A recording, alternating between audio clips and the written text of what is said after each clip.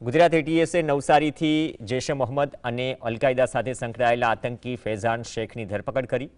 આતંકી પાસેથી હથિયારો અને વિસ્ફોટકો પણ મળ્યા છે। ચોક્કસ સમુદાય પર હુમલો કરી રાજ્યમાં અરાજકતા ફેલાવવાનો કારસો તે ઘડી રહ્યો હતો।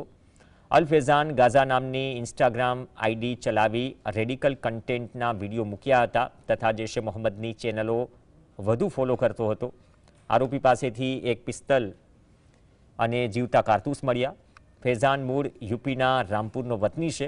છેલ્લા 3-4 વર્ષથી નવસારીમાં રહીને દરજી કામ કરતો હતો। સમયાંતરે તેના વતન જતો હતો।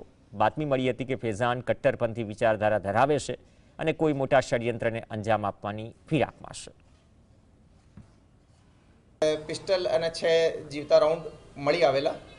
જ્યારે એનો ફોન ચેક કરવામાં આવેલ તો આ અલ ફૈઝાન ગાઝા અને એક બીજી પણ ઇન્સ્ટા આઈડી ચલાવતો હતો। એના ઉપર ઘણો બધો રેડિકલ કન્ટેન્ટ જે કે અલ-કાયદા અને જૈશ એ મોહમ્મદનો હોય એવા વિડીયોઝ અપલોડ કરતો।